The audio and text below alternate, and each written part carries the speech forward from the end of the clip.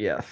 Yes. Okay, we are live. 6:40. Excuse me. WFNC 6:40 a.m. Get it right, because if you put the .com after it and it's in the wrong order, you are not going to end up in the right place.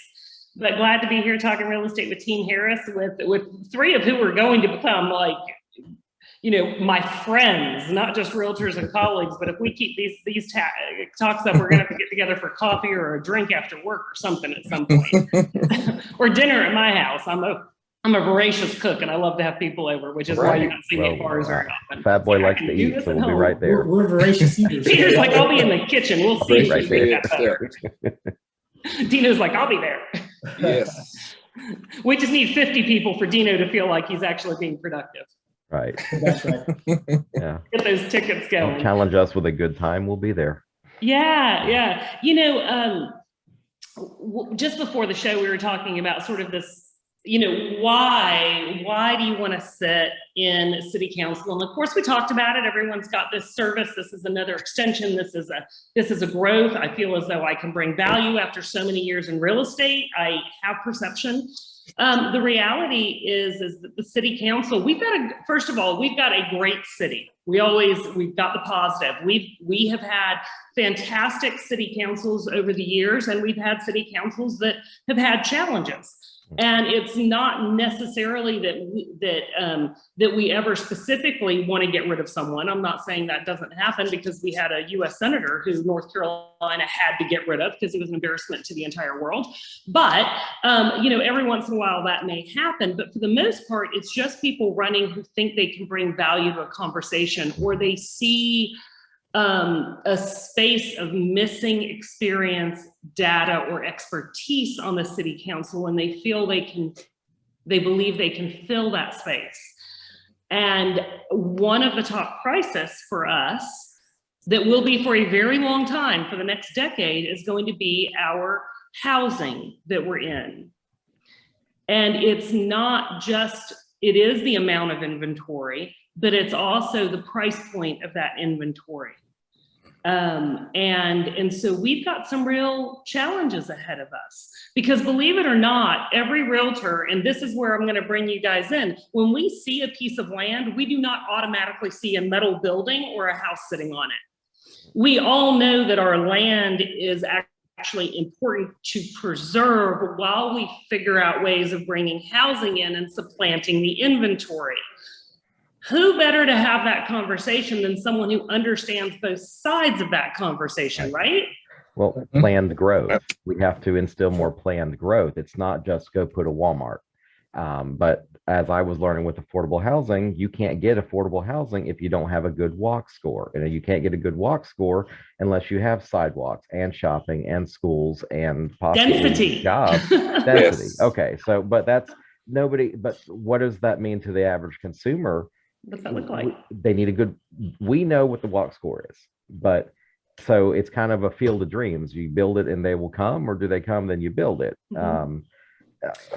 And how do we plan it and explain it in a way that helps people understand what it's going to look like? Because everyone receives information in different ways. Us just sitting here talking about it is going to terrify most of the people. I'll never forget when we went into Haymont and did that one day of like, let's just remake this and see what it's going to look like. And we got so much pushback and protests because we were going to change Haymont. And yes, we did. We got 3 crosswalks. Mm-hmm. It's like, well, hang on. Humans are creatures of habit, right? So a lot of times we don't, we're resistant to change.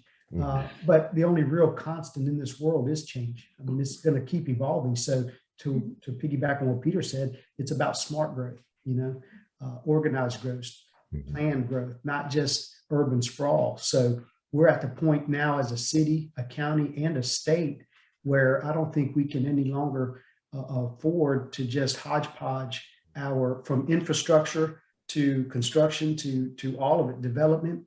We can't afford to just kind of hodgepodge. We have to have a plan. Absolutely.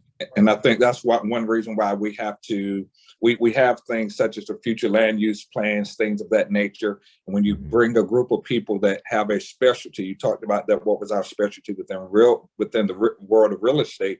But when you bring individuals together that have those particular specializations, if you would, you bring them together and you help educate those around you, because anybody that sits on council, you're going to have some sort of specialty. So it's not a knock that we're realtors, but I think what we also have to do is look at, and this is one of the things I'll make it very plain that I'll push for, is refining and the permitting, the plan review, the inspections, so that we can continue to